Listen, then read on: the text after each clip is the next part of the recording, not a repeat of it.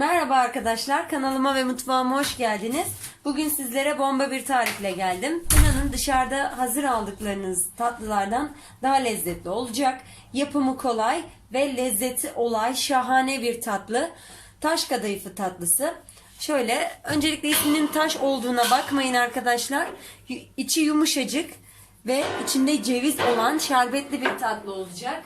O halde hadi gelin beraber yapalım. Öncelikle malzemelerimizi güzelce bir derin kabın içerisine alıyoruz. Şöyle 1 su bardağı süt, normal 1 su bardağı, 1 su bardağı suyu ekliyorum. Sütle beraber. Yarım çay bardağından biraz fazla şu şekilde irmik kullanıyorum. Şöyle ve bir pakette hamur kabartma tozu kullanıyorum. Başka tariflerde eğer bakarsanız kuru maya kullananlar da var. Ben kuru maya kullanmıyorum çünkü kuru maya kullanınca yerken o mayanın kokusu geliyor. Biraz rahatsız ettiği için hamur kabartma tozu kullanıyorum. Şu şekilde birazcık kabartma tozu, süt ve irmiğin karışmasını sağlıyorum. Daha sonra 2 su bardağı un kullanacağım. Unu kontrollü bir şekilde dökelim. Hamurumuz ne çok katı olacak ne de çok cıvık olacak. Yani şöyle daha önce eğer tariflerimi gördüyseniz pankek yapımı var. Pankek kıvamında bir kıvam olacak. Yani hafiften akışkan bir kıvam olacak. Şimdi güzelce 2 su bardağı unu ekleyelim. Kontrollü bir şekilde ekliyoruz unumuzu. Yavaş yavaş iyice karıştırıyorum ve pürüzsüz bir hale gelene kadar iyice karıştırıp hamurumu 10 dakika dinlendireceğim. Şu an hala akışkan. İyice çırptıktan sonra 1 su bardağı unumu ekleyeceğim tekrar. Tekrardan 1 su bardağını daha ekliyorum. Kontrollü bir şekilde. İyice pürüzsüz olana kadar karıştırıyorum. Kalan unumu da şu şekilde ekliyorum. Ve az önce de çok az bir fiske kadar da tuz ekledim. Yani hamurumun iyice mayalanması için hamur kabartma tozu kullandım. O tuzla onun iyi bir şekilde etkileşime geçip kabarması için tuz ekliyoruz. Çok az bir. Şimdi görmüş olduğunuz gibi hamurumuz bu kıvamı aldı. İyice pürüzsüz olacak.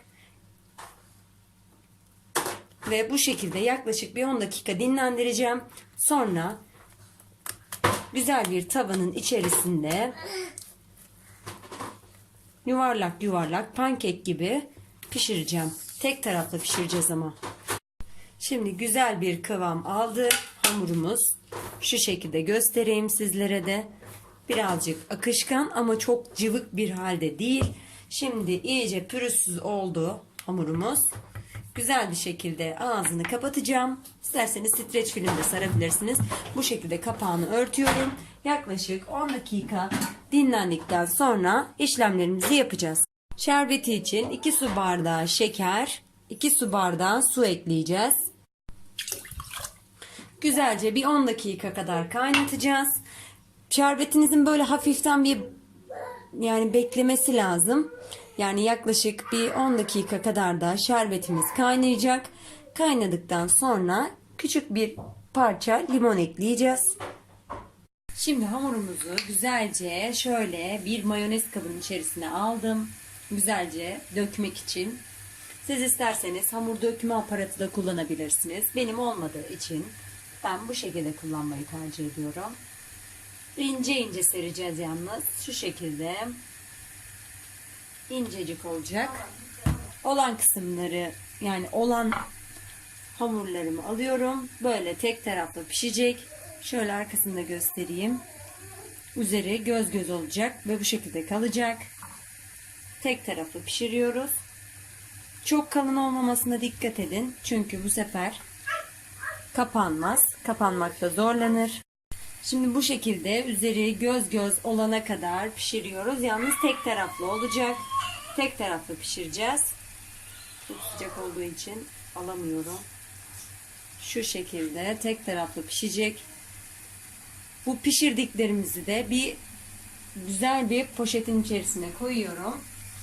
Bu sıcaklığı gitmesin diye, daha kolay yapışsın diye bir poşetin içerisinde bekletiyorum. O kısmını da göstereceğim size. Bu şekilde poşetin içerisinde bekletiyorum. O sıcaklığı kaybolmasın ve daha kolay birbirine yapışsın diye bekletiyorum.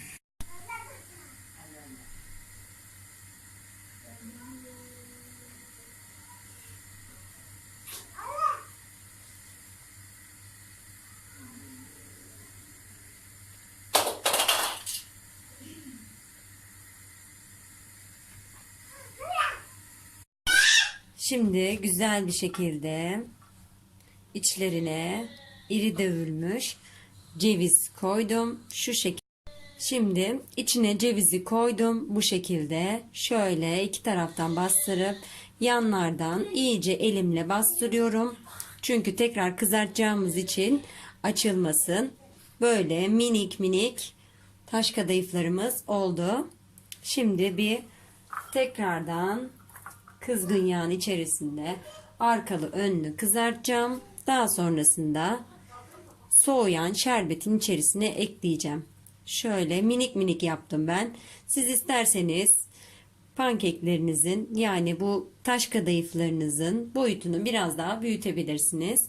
Ben böyle minik minik porsiyonluk olsun istedim. Yani daha çabuk yensin diye minik minik yaptım. Şu şekilde iyice kapatıyorum.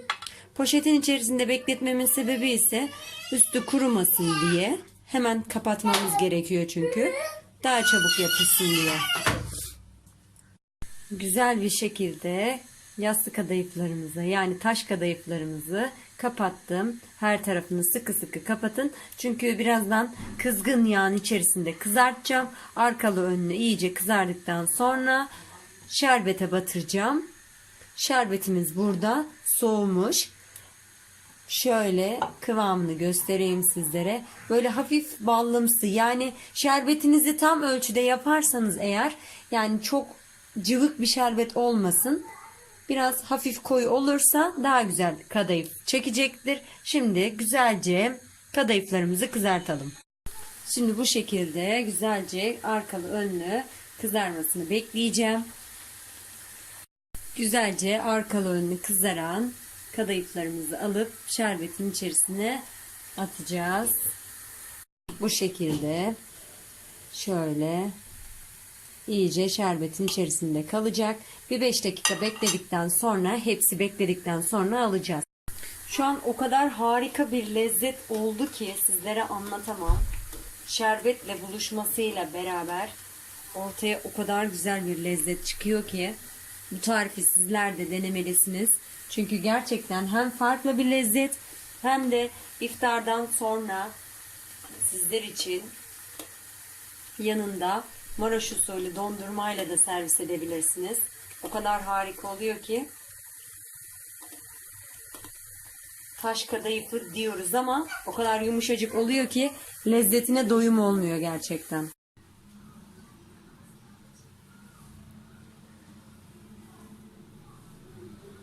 Şimdi bu şekilde yaklaşık 2 tabak güzel bir şekilde taş kadayıflarım oldu. Ben bir kısmını böyle fıstığa buladım. Bir kısmın üzerine de Hindistan cevizi septim. Siz istediğiniz şekilde yapabilirsiniz. Bu tarifi sizlerin de denemesini istiyorum. O kadar harika bir lezzet oldu ki şöyle daha yakından görmeniz için göstereyim. Bu tarifimi sizler de denemelisiniz. Kanalıma abone olmayı unutmayın. Beni izlediğiniz için teşekkür ediyorum.